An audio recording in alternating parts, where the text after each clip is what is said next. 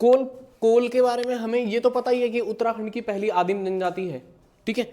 तो हमें ऋग्वेद में जैसा ऋग्वेद में वर्णन मिल रहा है ना, जैसा ऋग्वेद में वर्णन मिल रहा है आर्यों और अनार्यों का, ठीक है, तो ऋग्वेद में जो अनार्य हैं, अनार्य मतलब जो नॉन आर्यंस हैं, ठीक है, तो उनके बारे में जो डिस्क्रिप्शन यहां मिला है वही हमें कोल में देखने को मिलता है, ठीक है। तो ऋग्वेद के अनुसार जो अनार्य हैं वही क्या है, जो अनार्य हैं वही क्या है, कोल हैं। यानी कि कोल ज्यादातर अनार्य जैसे लिखते हैं, जो नॉन आर्यंस है।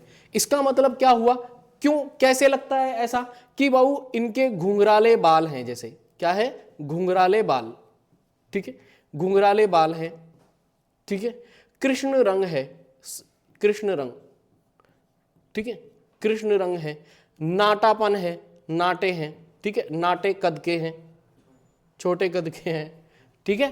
तो जो फिजिकल स्ट्रक्चर ऋग्वेद बता रहा है वही क्या है, इनका है। तो इसलिए क्या मान रहे हैं इतिहासकार कि ये लोग क्या है, अनार्य हैं, ठीक है, एक बात। दूसरी बात क्या है कि कोल जाति जो है मेनली कृषि कर रही है, क्या कर रही है, कृषि, और एग्रीकल्चर पे डिपेंड है। तो कृषि में ये गन्ना, ठीक है, गन्ना, कपास, ठीक है, गन्ना, कपास, दलहन, ठीक है, गेहूं, इस तरह की चीजें कर रही हैं। और ये अगर हम आज देखें कि ये वाली जो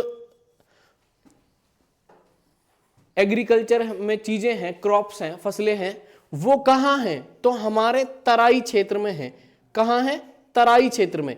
इसका मतलब ये हुआ कि अगर हम उत्तराखंड की लोकेशन देखें कि ये कहां निवास करते होंगे उस जगह के हिसाब से, तो जो इनकी खेती करने की जो फसलें थी उनके आधार पर यह पता चल रहा है कि ये तराई क्षेत्र में निवास करते होंगे, ठीक है। फिर दूसरी बात क्या है कि इनके यहां जो ये कोल हैं, इनके यहां कुछ ऐसी प्रथाएं हमें देखने को मिली हैं, कुछ ऐसे रिचुअल्स हमें देखने को मिले हैं जो सैंधव सभ्यता के समकालीन हैं। सैंधव सभ्यता मतलब समझ रहे बाबू, इंडस वैली सिविलाइजेशन की, ठीक है, सैंधव सभ्यता। तो ये सैंधव सभ्यता के कुछ साक्ष्य यहां पे देखने को मिल रहे हैं। जैसे कि ये क्या करते थे, जब कोई डेथ हो जाती थी तो उस डेड बॉडी को जंगल में ऐसे ही फेंक देते थे। तो मृतक के शरीर को जंगल में फेंकना, ठीक है, मृतक के शरीर को जंगल में फेंकना,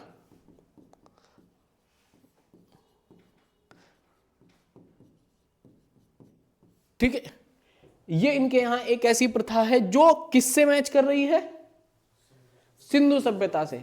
और जब उसे जानवर खा गए या जो भी जिस तरीके से उसका डिकम्पोज हो गया वो, तो उसके बाद क्या बची होंगी, अस्थियां।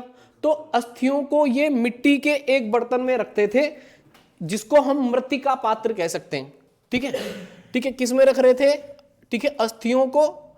इसके बाद जो अस्थियां थी, अस्थियों को रखते थे, अस्थियां मिट्टी के बर्तन में, मिट्टी के बर्तन में, मृतिका पात्र हम बोल सकते हैं, मृतिका पात्र, ठीक है, मिट्टी के बर्तन में ये उसको रखते थे। एक बात और हमें देखने को मिलती है कि अगर हम इनकी रिलीजियस चीजों को देखें तो ये नाग की पूजा कर रहे थे, नाग पूजा हमने पढ़ा है कल। हम ये लिंग पूजा भी कर रहे थे, ये भी हमने पढ़ा है, ठीक है। लेकिन याद रखना है ये प्रकृति की पूजा भी कर रहे हैं। क्या कर रहे हैं, प्रकृति की पूजा भी कर रहे हैं, ठीक है, प्रकृति की पूजा भी कर रहे हैं, यानी कि नेचर वर्शिप भी ये कर रहे हैं, ठीक है। ये वृक्षों की पूजा भी कर रहे हैं, मॉर्निंग, वृक्षों की पूजा, ठीक है बाबू, ये वृक्षों की पूजा भी कर रहे हैं। कोल जो है प्रकृति की पूजा कर रहे हैं, वृक्षों की पूजा कर रहे हैं, नाग पूजा कर रहे हैं, लिंग पूजा कर रहे हैं, ठीक है। और इनके यहां जादू टोना, लगभग उत्तराखंड की सभी प्रजातियों में जादू टोना, झाड़ फूंक, ठीक है, तांत्रिक ये जो विधियां हैं वो सब इनके यहां मौजूद है, ठीक है। तो जादू टोना, ठीक है, तांत्रिक विधियां इनके यहां देखने को मिलती हैं।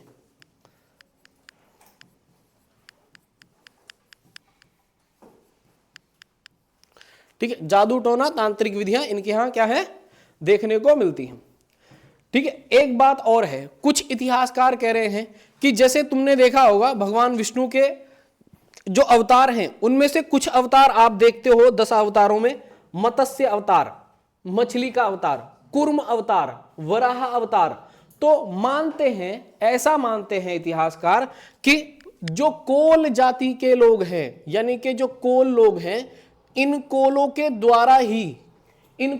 द्वारा ही इस फिलॉसफी को जन्म दिया गया होगा, यानी कि इस अवधारणा को माना गया होगा कि भगवान विष्णु के 10 अवतार शामिल हैं। 10 अवतार में कौन शामिल है, 10 अवतार में कौन कौन, कूर्म अवतार, ठीक है, कूर्म तुम्हें याद आ रहा होगा, कुर्माचल है ना, चंपावत के, याद आ रहा है कि नहीं आ रहा है, चंपावत के कुर्मावतार है ना, तो कुर्माचल है ना, कुर्माचल से कुर्मू, कुर्मू से कुमू, कुमू से कुमाऊं, ये शब्द वहीं से तो बना कुर्मावतार।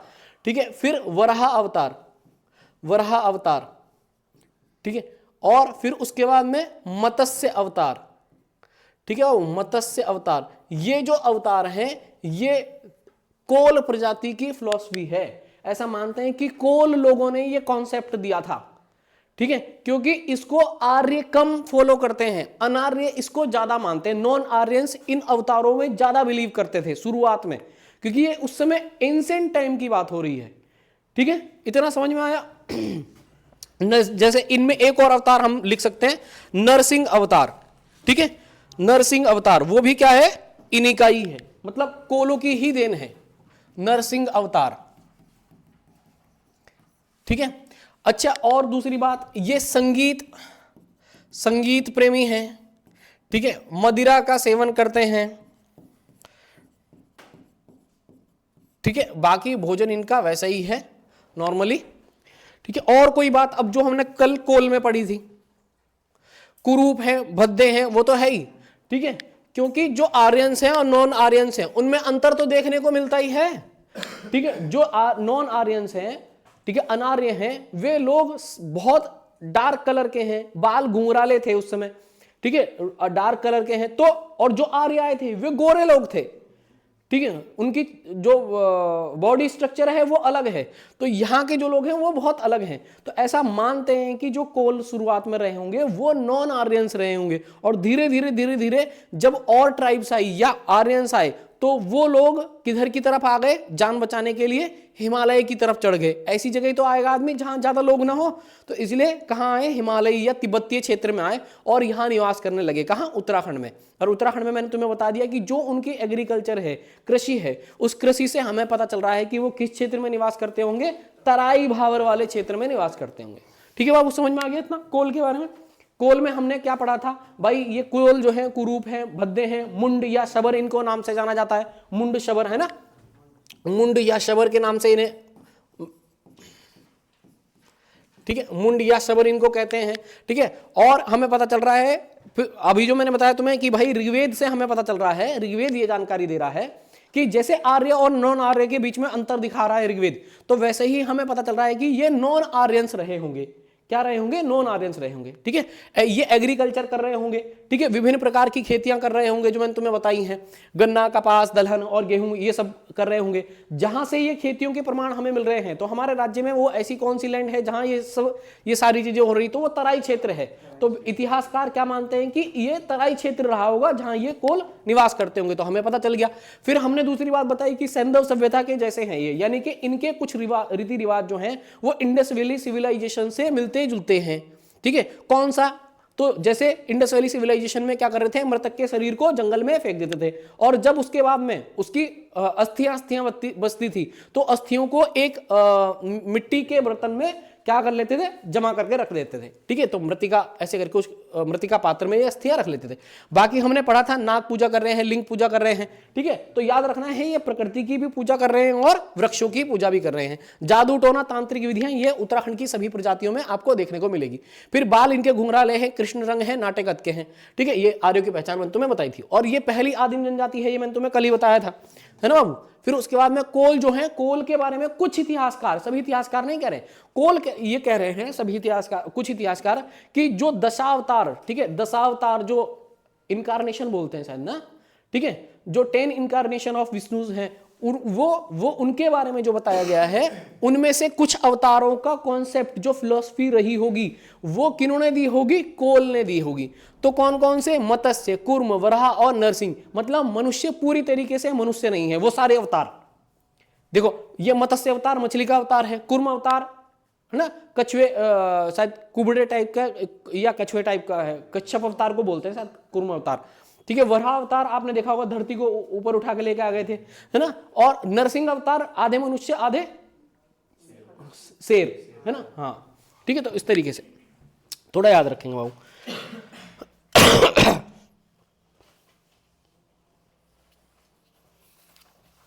ठीक है, अब देखो किरात, किरात के बारे में हमने कल क्या पढ़ा था बाबू?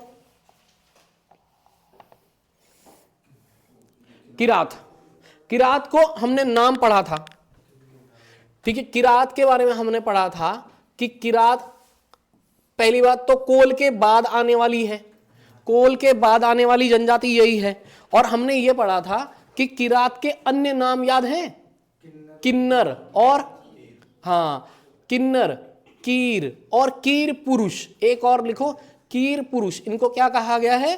कीर पुरुष कहा गया है, ठीक है। किरात, किन्नर या कीर पुरुष।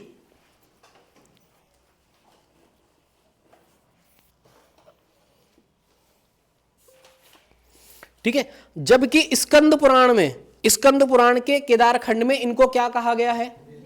हाँ, स्कंद पुराण में इनको क्या कहा गया है? स्कंद पुराण में हमने पढ़ा है भिल्ल कहा गया है। क्या कहा गया है?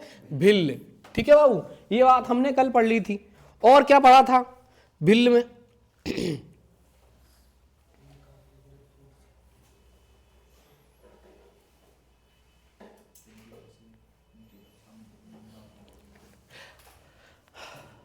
कोल की हमने एक बात नहीं लिखी यहां, लेकिन हमने कल पढ़ी थी, क्या? कुमार कुमारी प्रथा इनमें देखने को मिलती है ना, कुमार कुमारी प्रथा यहाँ। तो कुमार कुमारी प्रथा के पीछे क्या कॉन्सेप्ट है? तो इतिहासकार बताते हैं कि ये जो इनके यहाँ कोल में कुमार कुमारी प्रथा देखने को मिल रही है ना, वो इसलिए देखने को मिल रही है क्योंकि ये जो हैं अब कहां चले गए थे? तिब्बती क्षेत्र में आ गए थे। और जब ये धीरे धीरे भाग के तिब्बती क्षेत्र में आए अपनी जान बचाने के लिए दूसरी प्रजातियों से, तो इनके अंदर धीरे धीरे कैसी आ गई? उन प्रजातियों के जैसे हम हैं, ठीक है। तो हम अगर मान लो मैं जैसे अभी उत्तराखंड में हैं और हम असम जाके रहने लग जाए, तो क्या होगा कि हम कुछ अपने ऐसे त्योहार जो हम उत्तराखंड के ना मना के कहां के मनाने लग जाएंगे? असम के। जैसे अभी आप देखो महाराष्ट्र में मनाया जाने वाला है कौन सा उत्सव? गणेश उत्सव, ठीक है। जबकि पूरे भारत में अब नॉर्थ भारत में मतलब नॉर्थ इंडिया में मनाया जा रहा है लगभग। तो जबकि कहां चला था वो? महाराष्ट्र में। और ये नेहुल बता भी देगी ईयर, महाराष्ट्र है ना बाबू। शिवाजी और गणपति उत्सव की शुरुआत हुई थी। गणपति उत्सव 1892, हाँ, और शिवाजी उत्सव 95। किसने शुरू कराया था? बाल गंगाधर तिलक ने शुरू कराया था, ठीक है। बाल गंगाधर तिलक ने शुरू कराए थे ये शिवाजी और गणपति उत्सव। कहां? महाराष्ट्र में, ठीक है। तो ये समझ में आया कि जैसे ही कोल जो है तिब्बती क्षेत्र में आए, यानी कि भोटांतिक क्षेत्र में आए, तिब्बती क्षेत्र में आए या तिब्बती क्षेत्र के आसपास आए, तो उन्होंने किनके रिचुअल अपनाने शुरू कर दिए? कुछ भोटियों के। तो इसीलिए कुमार कुमारी प्रथा जो है वो वहां देखने को मिलती है, ठीक है, किरात में, मतलब कोल में, ठीक है। फिर किरात में स्कंद पुराण में कीर किन्नर कहा गया है। और कुछ बताओ किरात में? हाँ, सत्तू, इनका सत्तू पेय पदार्थ बताया था मैंने, सत्तू, ठीक है। सत्तू इनका फेवरेट था, ठीक है, ठीक है।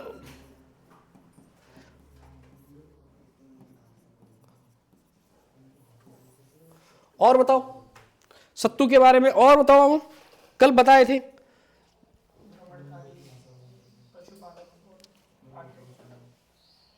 हाँ, पशुपालन, ठीक है। देखो ये पशुपालन तो कर ही रहे हैं बहु, पशुपालन तो करते थे, पशुपालन, ठीक है। आखेटक थे, शिकारी थे, ठीक है। और देखो पशुपालन भी, ये ऋतु प्रवास, मतलब ये ऋतु प्रवास क्या करते थे? ऋतु प्रवास का मतलब क्या है? किरात जो लोग थे, जो किनके बाद आए? कोल के बाद आए, ये लोग ऋतु प्रवास का मतलब हो गया कि सीजनली ये कहीं रुका करते थे। जैसे अभी घास यहां अच्छी है तो यहां रुक जाएंगे, जब बर्फबारी हो जाएगी तो दूसरे दुर्गम क्षेत्रों में चले जाएंगे, मतलब वैसे क्षेत्रों में चले जाएंगे। ठीक है, तो ये ऋतु प्रवास कर रहे हैं। ऐसे भी थोड़ा याद रखना है कि ये प्रजाति क्या कर रही है? ऋतु प्रवास कर रही है, ऋतु प्रवास। ठीक है, कौन सी जाति ऋतु प्रवास कर रही है? किरात। ठीक है, फिर उस और बताओ कुछ, मेनली क्या पाल रहे हैं ये? किरातों के बारे में कहा जाता है कि मेनली भेड़ बकरियों का पालन कर रहे हैं, क्योंकि भेड़ बकरियों के पालन से इनको ऊन मिल रही है और ऊन को बेच के ये अपने जीवन का निर्वहन कर रहे हैं। तो याद रखेंगे इनका प्रमुख, ये पशुपालन में भी अगर हम पूछे तो कौन सा पशु है? मेनली एनिमल हस्बेंड्री में किसको सबसे ज्यादा कर रहे हैं? भेड़ और बकरी। और भेड़ बकरी से ये क्या ले रहे हैं बाबू? ऊन। ठीक है, तो याद रखेंगे कि ऊन, और ऊन को बेच के ये क्या कर रहे हैं? धन या जो भी उस समय होता होगा मुद्रा, या जैसे मुद्रा क्या बोलते हैं, मूक प्रणाली या बार्टर सिस्टम को हिंदी में क्या बोलते हैं?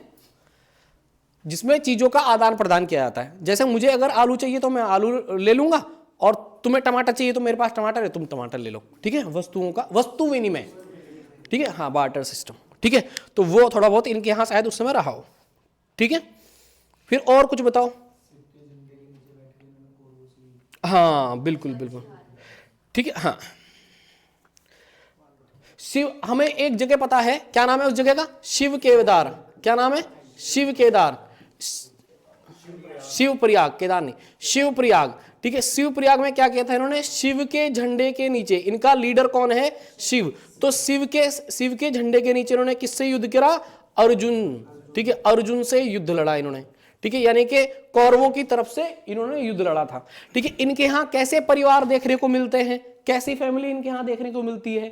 संयुक्त परिवार इनके यहाँ देखने को मिलते हैं, ज्वाइंट फैमिली इनके यहाँ देखने को मिलती है, संयुक्त परिवार। ठीक है बाबू, याद रखना है, संयुक्त परिवार इनके यहाँ। कैसी फैमिली है? संयुक्त परिवार इनके यहाँ देखने को मिलते हैं। ठीक है, एक बात और इनके यहाँ थोड़ा सा याद रखेंगे। क्या याद रखेंगे? कि इनके यहाँ समाज में कठोरता बहुत ज्यादा नहीं है। मतलब कठोरता का मतलब क्या है? कि जैसे अपने रिश्तेदारों में शादी नहीं कर सकते, ऐसा इस तरीके के रिचुअल नहीं है। तो ये लोग क्या कर रहे हैं? मामा और बुआ, मामा बुआ, ठीक है, मामा बुआ के बच्चों से क्या कर रहे हैं? विवाह कर रहे हैं।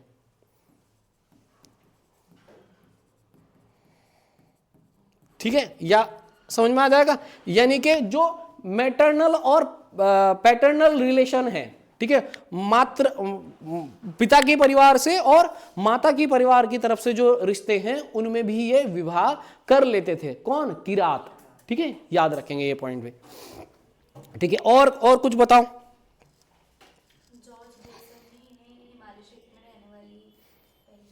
हाँ बिल्कुल, जैसे शिव प्रसाद डबराल ने किसको बताया था? कोल को। शिव प्रसाद डबराल कोल को बता रहे थे। इसी तरीके से जॉर्ज ग्रियर्सन किसको बता रहे हैं?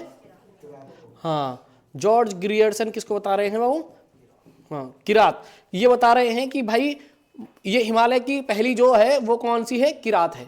ठीक है, और कुछ खास पॉइंट पढ़ा था बस। ठीक है, इसके बाद कौन आ गए थे? खस। ठीक है, खस। ठीक है, खसों में हमने सारी प्रथाएं ऐसी ही पढ़ी थी, तुम्हें याद आ रहा होगा। ठीक है, खसों में क्या था बाबू? अच्छा, किरातों के बारे में तुमने ये नहीं बताया कि किरात कहां निवास कर रहे हैं? किरातों के वंशज अस्कोट और डीडी हाट वाले क्षेत्र में, पिथौरागढ़ वाले क्षेत्र में। ठीक है, याद रखेंगे। ठीक है, वैसे कौन सी प्रजाति मंगोलों के सबसे करीब है? तो मंगोलों के सबसे करीब प्रजाति किरात है। ठीक है, याद रखेंगे। ठीक है, ये मंगोल प्रजाति के लक्षण इनमें देखने को मिलते हैं। ठीक है, मंगोल ट्राइब्स।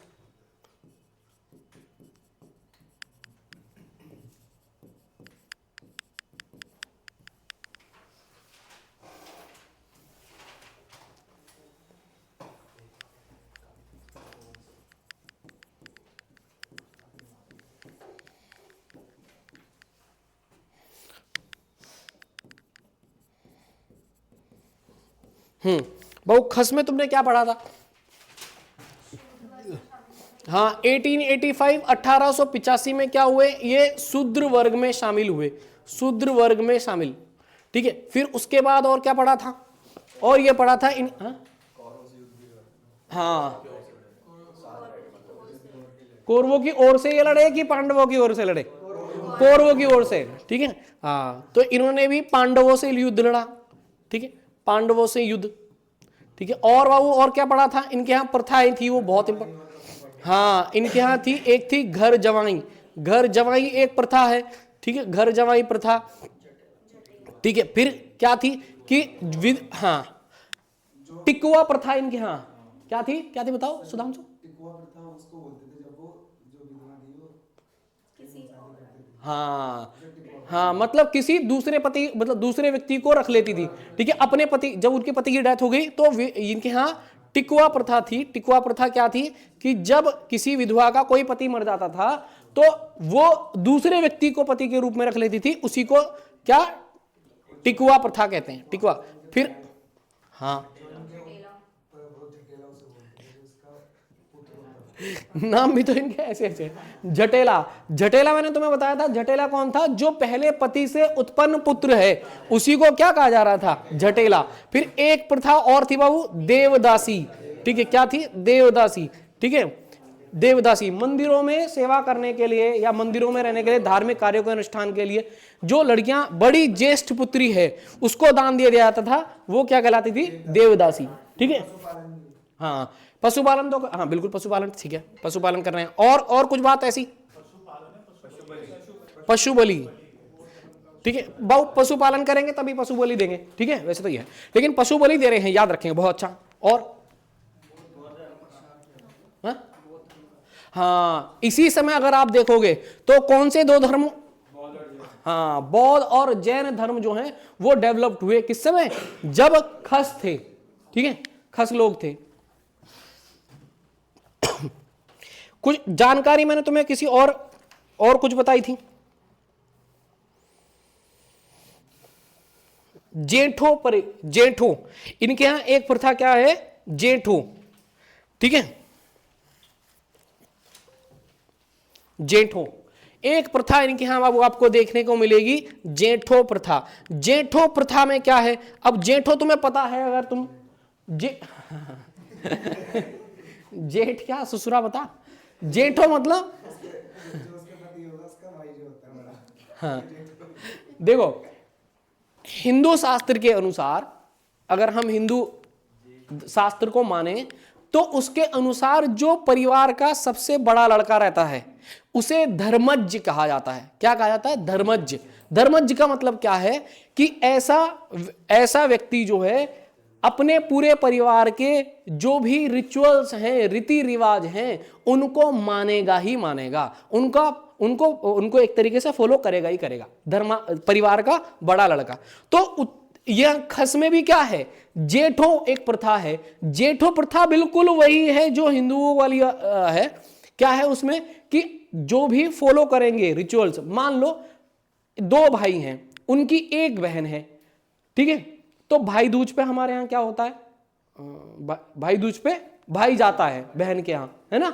तो छोटा भाई जाए ना जाए, छोटा भाई इस रिश्ते को निभाए ना निभाए, लेकिन बड़े भाई का कर्तव्य शास्त्रों के अनुसार है कि वो क्या करे? भाई दूज पे जाए और उन सभी कर्तव्यों को पूरा करे जो उसके माँ बाप करते थे।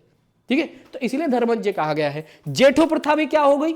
जेठो प्रथा भी बिल्कुल वैसी ही है। इसमें जो परिवार का बड़ा लड़का होगा, अब भाई बड़ा लड़का होगा, वो बहन को भी देख रहा है, वो माता पिता के काम भी कर रहा है, तो इसलिए तुम बताओ जब प्रॉपर्टी बटे, संपत्ति बटे, तो ज्यादा किसको मिलनी चाहिए? छोटे को कि बड़े को?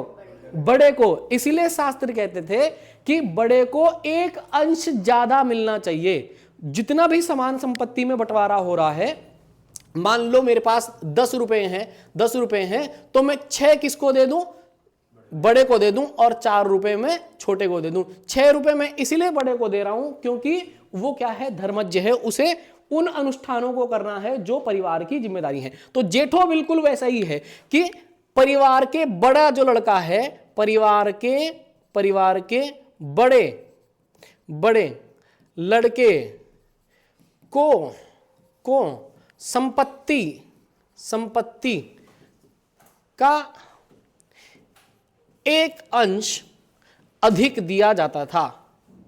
एक अंश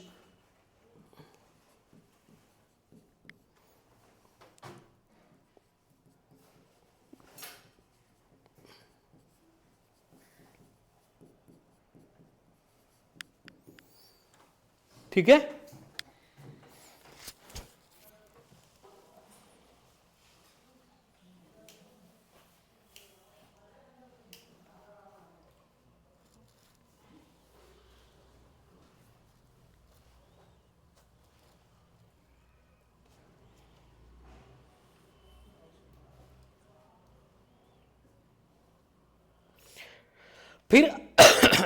फिर आई बाबू खस के बाद में कौन? भोटिया। और मैंने बताया था आपको शोका, ठीक है, शोका मेनली भोटिया की ही उपजाति है ना। और भोटिया आपने देखा कि कहां है? भोटिया मेनली तिब्बती प्रभाव इनको देखने, इनके सारे कल्चर आपको देखेंगे तो कैसे मिलेंगे? तिब्बती वाले हैं। और तुमने देखा कि ये क्या करने वाले थे? ये मैंने कल बताया था व्यापार, ठीक है, व्यापारिक जाति है, व्यापार पर निर्भर करती है, ठीक है। तो ये कहां रहेंगे भाई? भोटिया या शोका मुख्य रूप से उत्तराखंड में चमोली, उत्तरकाशी, पिथौरागढ़, अल्मोड़ा, बागेश्वर, ठीक है, ये माने जाते हैं। मेनली बॉर्डर वाले एरिया, ठीक है, थोड़ा बहुत अल्मोड़ा बागेश्वर हम मान सकते हैं, ठीक है। ऐसा हमने देखा है कि भोटिया जो शब्द है जिसका अर्थ है भोटिया का अर्थ होता है तिब्बती, ठीक है। भोटिया का अर्थ क्या था? तिब्बती, ठीक है, यानी कि तिब्बती लोग हैं। मैंने तुम्हें बताया कि इनका कल्चर ही सारा कैसा है? तिब्बती है। तो भोटिया का अर्थ ही क्या हो गया? तिब्बती हो गया, ठीक है। तो याद रखेंगे भोटिया का अर्थ था तिब्बती। अच्छा, मैंने तुम्हें बताया था कि पता नहीं बताया कि नहीं था, एटकिंसन ने सबसे पहले भोटिया लोगों की पहचान की थी, ठीक है। तंगण पहले एक बार इनके लिए शब्द प्रयोग हुआ करता था, तंगण, ठीक है। एटकिंसन ने इनको नाम दिया था क्या? भोटिया, ठीक है। तो याद रखेंगे। और एटकिंसन के बारे में तुम्हें एक बात और बताई थी जब मैं इतिहास पढ़ाने शुरुआत करने से पहले, कि भाई एटकिंसन ही थे जिन्होंने उत्तराखंड के इतिहास को क्रमबद्ध रूप से, ठीक है, एक सीरियल वाइज लिखने का प्रयास करा था। कौन? एटकिंसन, ठीक है। तो थोड़ा सा ये भी याद रखेंगे। बाबू और बताओ जरा, भोटिया में और क्या खास बात आपको देखने को मिली? एक याद आ रहा होगा आपको, प्रथा, हाँ, रड़, हाँ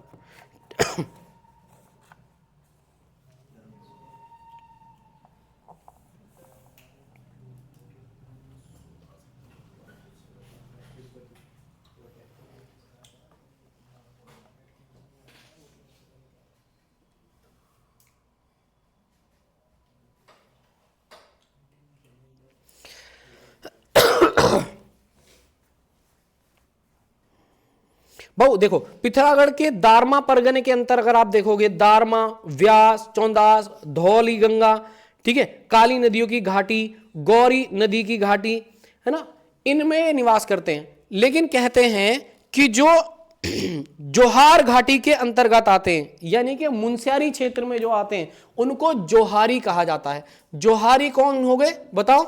जोहारी जो मुनस्यारी क्षेत्र के अंतर्गत आ रहे हैं। किसके अंतर्गत आ रहे हैं? मुनस्यारी क्षेत्र में आ रहे हैं। मुनस्यारी क्षेत्र में निवास करने वाले लोग क्या कहलाते हैं?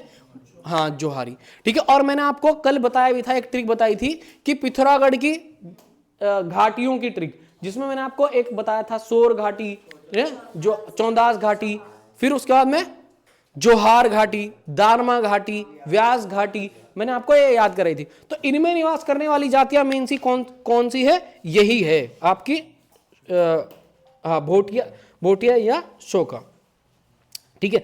फिर उसके बाद में आप देखो कि भाई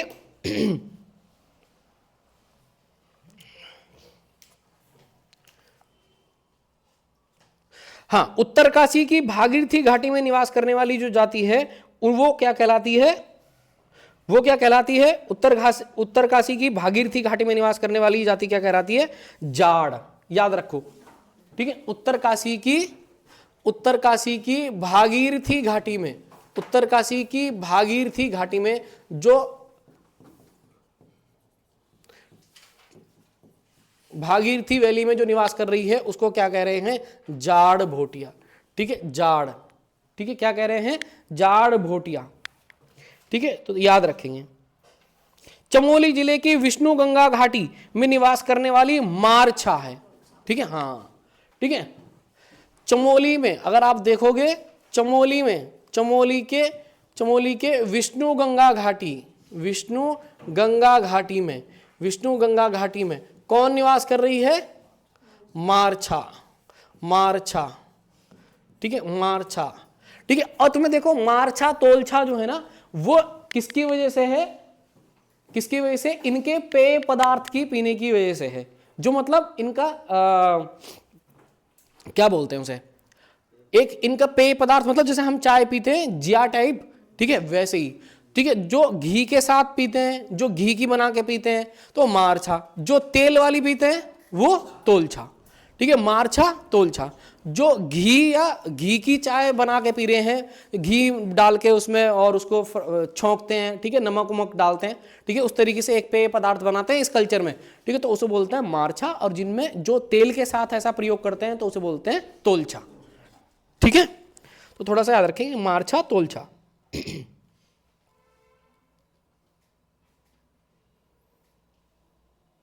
ठीक है, अच्छा एक बताओ, जैसे अभी आपने देखा ना खस, तो खस क्या है? खस, अगर इन सभी प्रजातियों में हम सबसे ज्यादा लड़ाकू प्रजाति को देखेंगे तो वो कौन थी? खस। ठीक है, और इनमें सबसे शांत कौन सी है? ये केवल, हाँ, शोका सबसे शांत प्रजाति है, व्यापार पे ध्यान देती है। ठीक है, थोड़ा बहुत हल्का फुल्का ऐसी चीजें भी कभी कभी याद रखते हैं, वो इनको थोड़ा बहुत याद रखना चाहिए। ठीक है, फिर पशु, अगर जैसे पशु चराते हैं तो सेम बात है भाई, पशुपालन तो करेंगे ही ना, आदिम टाइम है और व्यापार है या पशुपालन, तो इसीलिए एक जगह से दूसरी जगह भी क्या करते हैं, ये भ्रमण करते हैं। ठीक है, पशुओं को चराते टाइम, तो थोड़ा बहुत ऐसे भी आप याद रख सकते हैं।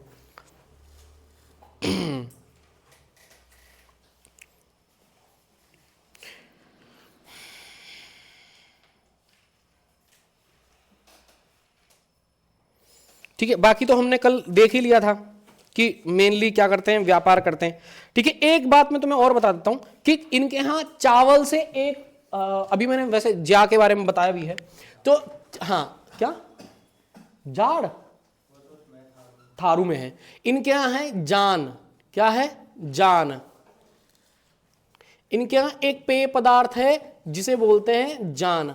ठीक है, ये क्या है? इनका पेय पदार्थ, ड्रिंक है ये इनकी एक तरीके की। ठीक है, पेय पदार्थ। ठीक है, फिर इनके यहां जो, अगर आप देखो, मदिरा है, मदिरा, तो मदिरा को पवित्र माना जाता है बाबू, और मदिरा का स्वयं उत्पादन करते हैं। ठीक है, मदिरा मतलब समझ रहे? हाँ, ठीक है, अल्कोहल, वाइन। ठीक है, तो उसको ये दो नाम से जानते हैं, एक तो बोलते हैं चैक्ति और द्वेग। चैक्ति, चयकति, चैक्ति या द्वेग। द्वेग क्या, किसको बोलते हैं? शराब को बोलते हैं, मदिरा को बोलते हैं। और शराब क्या मानी जाती है? पवित्र मानी जाती है, यानी कि जब कोई अनुष्ठान होता है तो उस समय शराब का प्रयोग करते हैं। ठीक है,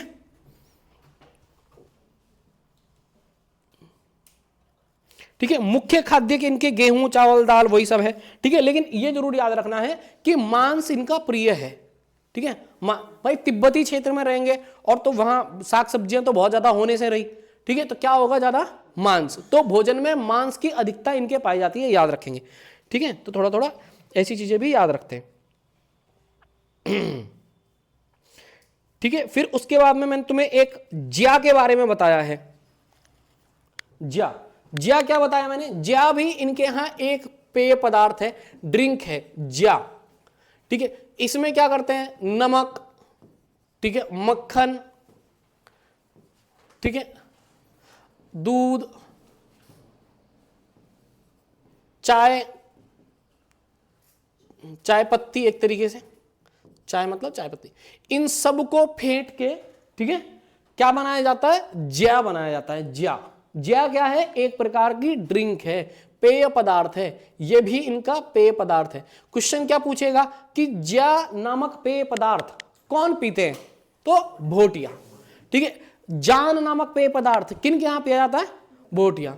शराब किन के यहां एक पवित्र चीज मानी जाती है जो खुद ही, मतलब ये खुद ही बनाते हैं। वैसे देखो प्रजातियां लगभग सभी बना रही हैं। तुम्हें याद आ रहा होगा छंग, अच्छा तुमने अभी पढ़ा नहीं, छंग, जाड़, ये आप पढ़ोगे तो क्या है, ये शराब के ही रूप है। जब आप जनजाति पढ़ोगे तब थोड़ा सा समझ में आ जाएगा। ठीक है, तो शराब, जेक्ती और द्वेग नामक जो है वो शराब के ही मुख्य नाम आपको देखने को मिलते हैं। फिर बाबू अगर हम देखें तो इनमें हिंदुओं की तरह ही काफी संस्कार होते हैं। जैसे कुछ संस्कार मैं आपको बताता हूं, भूमो संस्कार। भूमो संस्कार कई बार पूछ लेगा, भूमो संस्कार किसमें मनाया जाता है, भूमो, ठीक है, संस्कार, भूमो संस्कार। ठीक है, तो भूमो संस्कार मतलब नामकरण। क्या हो रहा है, नामकरण। जब बच्चे का नाम रखा जाता है तो कौन सा संस्कार होता है, भूमो संस्कार होता है। ठीक है, फिर दूसरा एक संस्कार है बाबू पस्पा वोसो। पस्पा, पस्पा वोसो, कुछ तिब्बती वर्ड तो आपको जरूर देखने को मिलेंगे। पस्पा वोसो, ये बोलते हैं चूड़ा कर्म संस्कार। क्या बोलते हैं, चूड़ा कर्म। चूड़ा कर्म किसको बोलते हैं, देखो नामकरण तो समझ में भी आ रहा है, चूड़ा कर्म मतलब जब बच्चे का क्या होता है, मुंडन होता है। क्या होता है, मुंडन, तो इसे बोलते हैं चूड़ा कर्म। ठीक है, चूड़ा कर्म संस्कार। ठीक है, दूसरा है बढ़ानी और विवाह संस्कार। ठीक है, इनके यहां देखने को मिलते हैं बढ़ानी और विवाह संस्कार। ये भी थोड़ा लिख लो, बढ़ानी और विवाह संस्कार, बढ़ानी और विवाह संस्कार।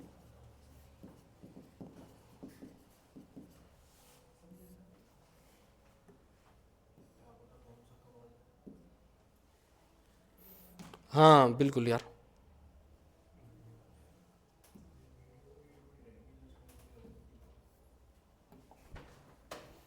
ठीक है। फिर एक बात मैंने तुम्हें बताया था, क्या बताया था कि कि बाबू ये जो है रंग बंग प्रथा इनके यहां देखने को मिलती है। युवा युवती गृह के नाम से है ना, रंग बंग प्रथा, रंग बंग प्रथा। कल आपको याद आ रहा होगा कि मैंने रंग बंग प्रथा के बारे में बता रखा है, यानी कि शादी से पहले क्या करते हैं, हाँ ठीक है, युवा युवती गृह। ठीक है, ठीक है, ये देखने को मिलती है। और दूसरी बात याद रखेंगे कि एक बात और क्या याद रखेंगे कि जो भोटिया लोग हैं वो बहुपत्नी के समर्थक नहीं है। ठीक है, यहां बहुविवाह नहीं, ठीक है, ठीक है, सिंगल, ठीक है, एक पत्नी के समर्थक है, एक विवाह या एक पत्नी। ठीक है, एक पत्नी, ठीक है, एक पत्नी विवाह है इनके यहाँ, एक पत्नी विवाह देखने को मिलता है, यानी कि एक ही जीवन साथी के साथ ये जीवन तय करते हैं, जीवन बिताते हैं। ठीक है, थोड़ा सा याद रखेंगे। दहेज इनके यहाँ है नहीं, दहेज इनके यहाँ नहीं है, दहेज प्रथा भी नहीं है।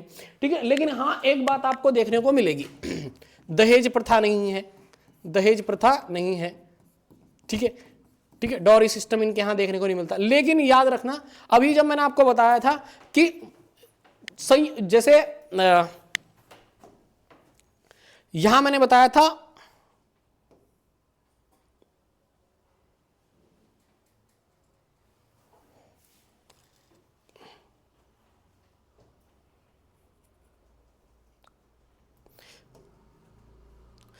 किरातों में, जब मैं बता रहा था ये बात, यहां देखो, यहां मैंने किरात में बताया था मामा और बुआ के बच्चों से विवाह करने वाली परंपरा, वो आपको किसमें देखने को मिलेगी, वो भोटिया या शोका में भी आपको देखने को मिलेगी। ठीक है, मामा या हाँ मामा बुआ, ठीक है, के बच्चों से विवाह।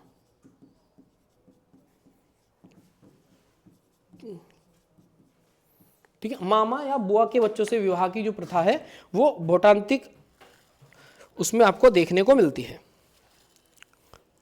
ठीक है, एक बात और आप याद रखेंगे कि मैंने कल आपको दो देवता के बारे में बताया था, हाँ घूरमा और गबला। ठीक है, तो देवता मैंने आपको बताए थे कि भाई घूरमा, हाँ देखो एक याद रखना है, शिव के उपासक है वहां, ये किसके उपासक हैं, शिव के उपासक हैं, शिव को अनन्य पूजते हैं, मतलब शिव की बहुत ज्यादा पूजा करते हैं। घूरमा मैंने आपको बताए थे, घूरमा किसके देवता थे, घूरमा देवता वर्षा के देवता थे, किसके, वर्षा के देवता। ठीक है, वर्षा के देवता। ठीक है, और एक मैंने बताए थे घबला, ठीक है, घबला। तो घबला मैंने किसके बताए थे? व्यापार, संपत्ति, है ना बाबू, व्यापार या संपत्ति के देवता। ठीक है, फिर इनके यहां आप देख रहे हो पशु बलि दी जा रही है, की जा रही है पशु बलि। तो पशु बलि में सभी प्रकार के पशुओं की बलि नहीं दे रहे हैं ये, ठीक है, किन की दे रहे हैं? या तो बकरे की बलि देते हैं, बकरे की, या फिर सांड की बकरी देते हैं, वो बलि, बकरी नहीं, ठीक है, बकरे की या सांड की बलि। ठीक है,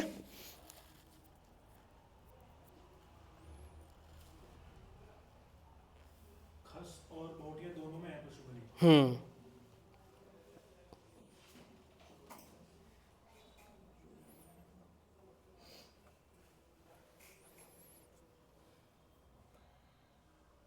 ठीक है, तुम्हें याद आ रहा होगा राठ, मैंने एक वर्ड बताया था राठ, ठीक है, क्या बताया था मैंने राठ के बारे में, बताओ जरा।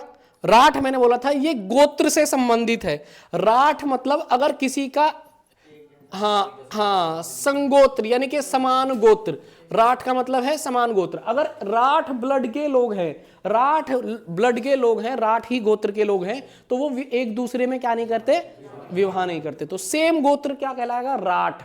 ठीक है, तो राठ याद रखेंगे। अच्छा, इनके यहां जादू टोना होगा कि नहीं होगा? हाँ, सब में है, जादू टोना और तांत्रिक विधियां हैं। ठीक है, तांत्रिक विधियां, ठीक है, ये इनमें उपस्थित है। ठीक है, अच्छा, परिवार का मुखिया कौन है?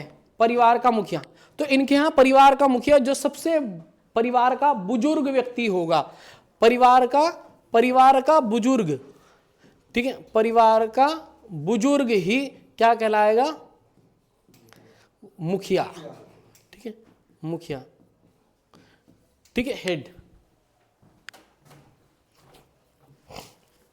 फिर मैंने कुछ नाम आपको बताए थे, इनके गोत्र टाइप बताए थे जिनसे हम पहचान कर सकते हैं कि भाई, ठीक है, उपजातियां। ठीक है, जैसे मैंने बताया था कुटियाल, कुटियाल, गबरियाल, गुंजियाल, दताल, दुगताल, गवाल। ठीक है, हाँ, ठीक है, पांगती, लसपात, मारतोलिया मैंने बताया था, टोलिया मैंने बताया था। ठीक है, याद है? कल वाला थोड़ा थोड़ा याद है कि नहीं? हाँ, ठीक है।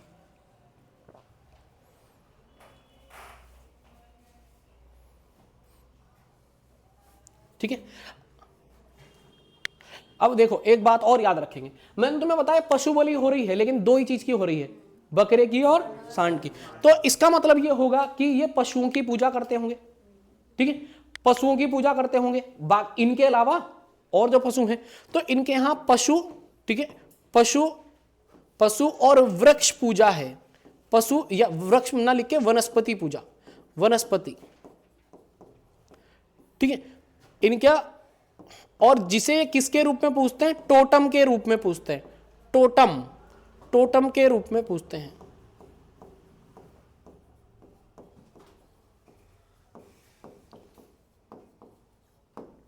टोटम के रूप में पूछते हैं।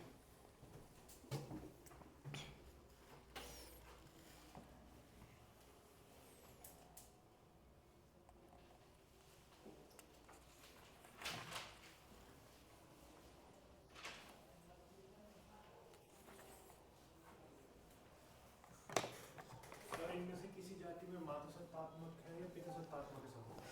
बाबू, हाँ, अभी बाबू ये आदिम जनजातियां हैं, इनमें अभी तक तो कोई ऐसा मात्र सत्तात्मक वाला देखने को नहीं मिलता है। हाँ, एंशिएंट टाइम, ये जो परिवार का बुजुर्ग है, अगर ये महिला बुजुर्ग हो तो? हाँ, बस सिर्फ इतना ही सोर्स मिल रहा है कि परिवार का जो सबसे बुजुर्ग व्यक्ति होगा वो मुखिया होगा। तो इसका मतलब हो सकता है कि अगर माँ बची है, किसी का पिता नहीं बचा, तो वो परिवार का मुखिया होती होगी। ठीक है, ऐसे